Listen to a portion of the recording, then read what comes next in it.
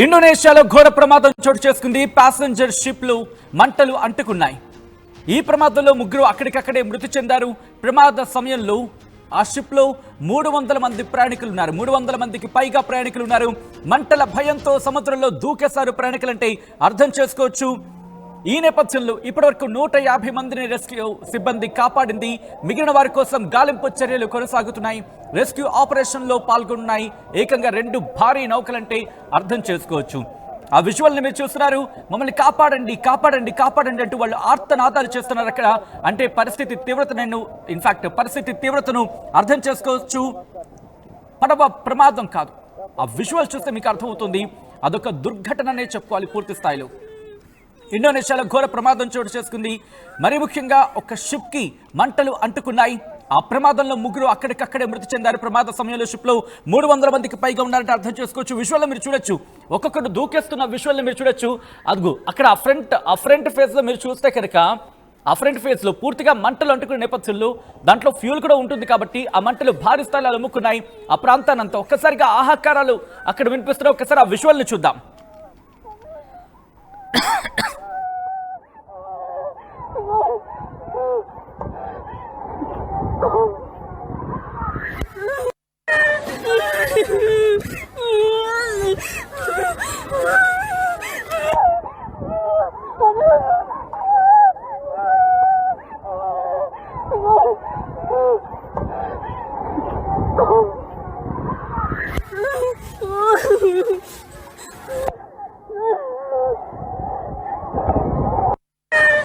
Mohon bantuan saat ini KM Gregorius Barcelona 5A kebakaran di depan pulau. Visuals మీరు చూస్తున్నారు. సాధారణంగా passenger boat ని ferry boat అంటూ ఉంటారు. ఆ ఫెర్రీ బోట్ లో ప్రమాదం చోటు చేసుకుంది. ఏకంగా 300 మందికి పైగా అదిగో వెంటనే లైఫ్ జాకెట్స్ వేసుకొని వాళ్ళు దూకేశారు సముద్రంలోకి. దీంతో మమ్మల్ని కాపాడండి అంటూ వాళ్ళు ఆర్తనాదాలు చేస్తున్నారు. తమను తాము కాపాడుకోవడం కోసం వాళ్ళు వెంటనే సముద్రంలోకి దూకేశారు. అక్కడ ఉన్న వాళ్ళంతా కూడా ఆ 300 మంది ప్రాణాలని అరచేతిలో పెట్టుకుని వాళ్ళు దూకేశారని చెప్పుకోవాలి. ఈ ఘటనలో సుమారు 300 మంది ఘటనా టైంలో 300 మంది ప్రయాణికులు ఆ ఫెర్రీ షిప్ లో ఉన్నారు. మీరు చూడొచ్చు, ఒక్కొక్కరు కూడా ఆర్తనాదాలు. అక్కడ బోటు కాలిపోతూ ఉన్న క్రమంలో ఇక ఇటువైపు వచ్చేసారు అందరూ కూడా. షిప్ కి ఫ్రంట్ భాగంలోకి వచ్చేసారు. ఇక ఏ క్షణాన్నైనా మునిగిపోతుంది అనే భయంతో వాళ్ళు వెంటనే కాల్ చేయడం ప్రారంభించారు. ఆ ఘటనకు సంబంధించి విజువల్స్ మీరు చూస్తున్నారు. ఎటువంటి పరిస్థితి నెలకొంది అంటూ కూడా. ఎందుకంటే ఆ విజువల్స్ చూడొచ్చు మీరు. ఎప్పుడైతే వెనక భాగం తగలబడిపోతుందో ఎవ్వరూ ఇంకా ఫెర్రీ షిప్ లో లేరు. ఒక్కొక్కరుగా అందరూ పరుగులు పెట్టుకుంటూ ఆ ఫ్రంట్ భాగంలోకి ముందు భాగంలోకి వచ్చేసారు. ఈ ఘటన ఒక్కసారిగా అందరినీ షాక్కి గురి చేస్తుంది. మీరు చూడొచ్చు, పూర్తిగా నల్లటి దట్టమైన పొగ ఆ ప్రాంతాన్ని ఆవరించేస్తుంది. అక్కడున్న సామానంతా కాలిపోతుంది. దాంట్లో ఆ సెగని తట్టుకోలేక ఆఖరికి అంటే ఇంక మన దగ్గరకు వచ్చేస్తుందన్న భయంతో దాంట్లో ఉన్న ఒక్కొక్కరు కూడా సముద్రం ఈత రాదు కొంతమందికి ఈత వచ్చిన వాళ్ళు ముందే దూకేసి చాలా దూరం వరకు వెళ్ళిపోయారు. మరి ముఖ్యంగా ఈ బోట్ల ప్రమాదాలు, ఈ ఫెర్రీ బోట్స్ అంటూ ఉంటారు, ఇవి ప్రమాదాలకు గురి కావడం అందరినీ షాక్కి గురి చేస్తుంది. ఐ థింక్ ఒక ఏడాది క్రితం అనుకుంటా ఒక ప్రమాదాన్ని మనం చూసాం. ఆ తర్వాత మళ్ళీ ఇప్పుడు రెస్క్యూ ఆపరేషన్స్ కంటిన్యూ అవుతున్నాయి. 2 బోట్లు అక్కడికి చేరుకున్నాయి ఈ ప్రమాదంలో వాళ్ళని కాపాడేందుకు. మరీ ముఖ్యంగా ఎప్పుడైతే ఈ ప్రమాదం సమాచారం అందిందో వెంటనే అక్కడికి 2 బోట్లు చేరుకొని మరి ముఖ్యంగా కొంతమంది ప్రయాణికులు అక్కడ ఉన్న వాళ్ళని కాపాడేందుకు వాళ్ళు కూడా, ఎందుకంటే కొంతమందికి ఈత రాదు, వాళ్ళని కాపాడేందుకు ఈత వచ్చిన వాళ్ళు దూకేసి ఆ లైఫ్ జాకెట్ సాయంతో వాళ్ళని కాపాడారు. అయితే ముగ్గురు ఘటనా ప్రదేశంలోని మరణించినట్టుగా తెలుస్తోంది. మరి ముఖ్యంగా 300 మంది, ఒకరు కాదు ఇద్దరు కాదు, సరదాగా ఆ సముద్రం మీద జర్నీని ఎంజాయ్ చేద్దామని చెప్పి వెకేషన్స్లో భాగంగా వాళ్ళు అక్కడికి చేరుకున్న క్రమంలో ఎంజాయ్ చేస్తున్నారు. నేచర్ని ఎంజాయ్ చేస్తున్నారు. ఆ ప్రకృతి సౌందర్యాన్ని, ఆ రమణీయతను వాళ్ళు ఎంజాయ్ చేస్తున్నారు. చుట్టూతా సముద్రం, మధ్యలో బోట్ ఎంత అందంగా ఉంటుంది ఊహించుకుంటూ ఉంటే. ఎక్కడ చూసినా నీటి జాడ తప్ప ఇంకోటి కనిపించదు.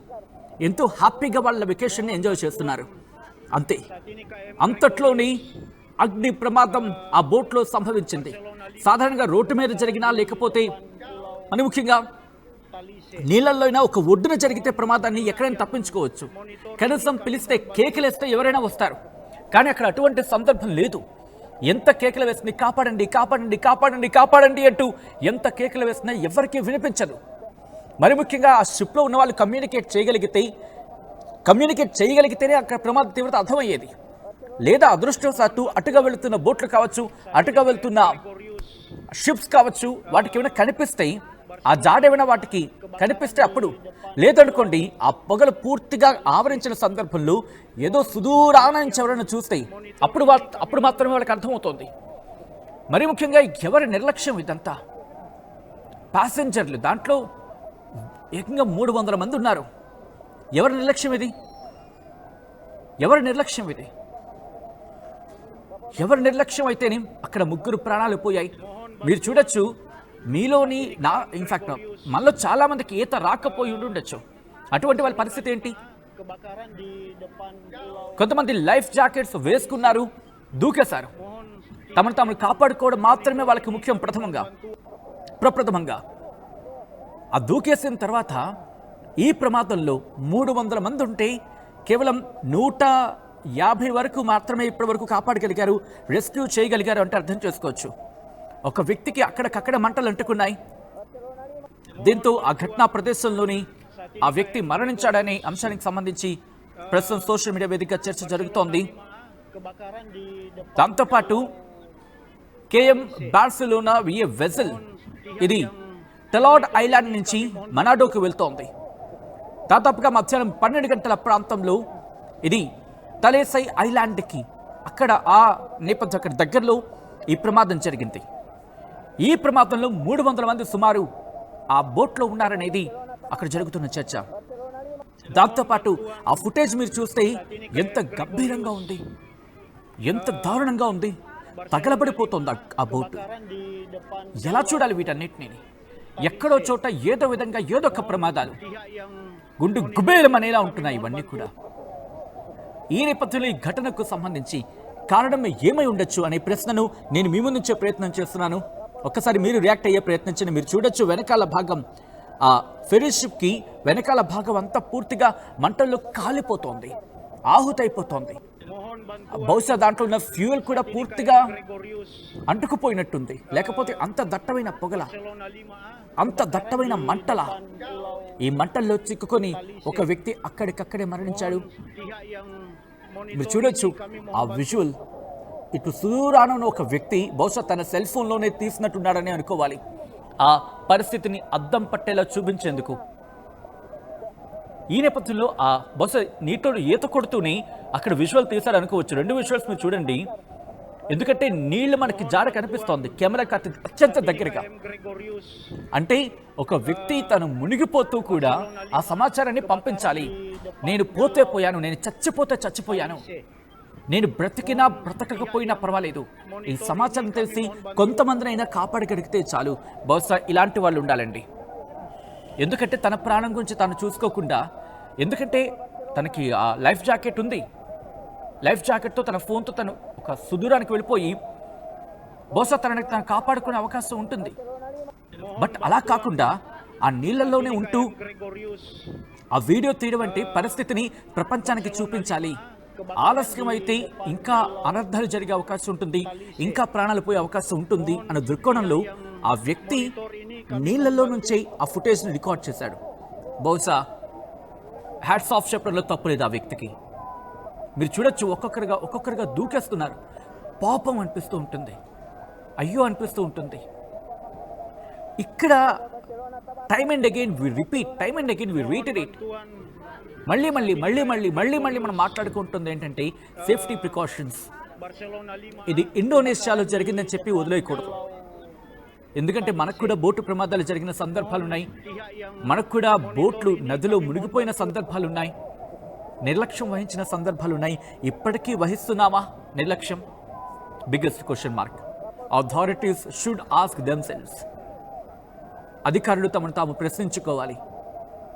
ఎందుకంటే బోట్లో మునిగిపోయిన తర్వాత వాళ్ళ ప్రాణాల గురించి ఎంతమంది చనిపోయారు, వాళ్ళ కాంపెన్సేషన్, దీని గురించి కాకుండా ఇటువంటి ఘటనలు ప్రపంచంలో ఎక్కడో జరిగిందని చెప్పి నిర్లక్ష్యంగా వహించడం మానేసి ప్రతి దేశం కూడా తమను తాను పట్టించుకోవాల్సిన అవసరం ఉంది.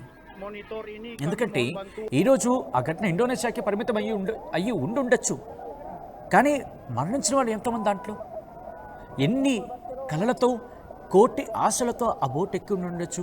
ఎందుకు కోటి ఆశలు అన్నానంటే, శనివారం ఆదివారం వచ్చింది, సరదాగా ఎంజాయ్ చేద్దామని చెప్పి నీటి మీద ఫెరీ బోట్లో ప్రయాణం అద్భుతంగా ఉంటుంది.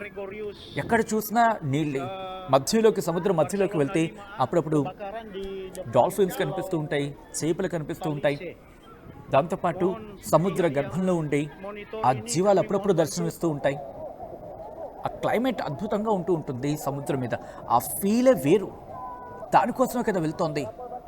బట్ అటువంటి సందర్భంలో ప్రయాణికుల ప్రాణాలకి రక్షణ ఇవ్వలేకపోతే ఇంకా దేనికా దేశాలు, ఆ ప్రభుత్వాలు.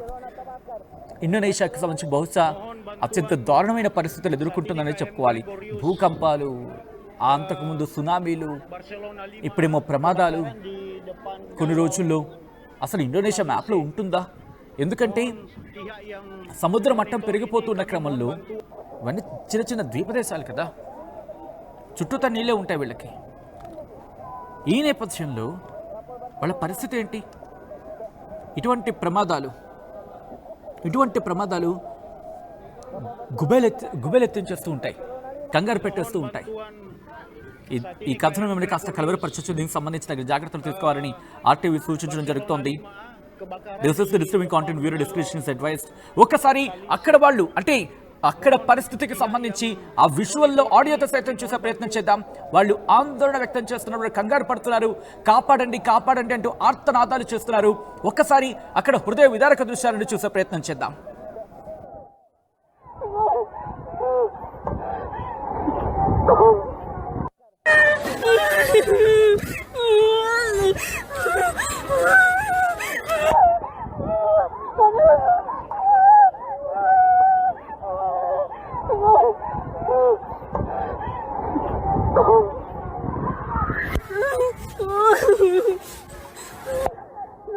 Mohon bantuan saat ini KM Gregorius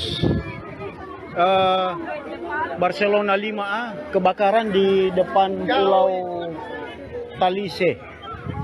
Mohon pihak yang monitor ini kami mohon bantuan.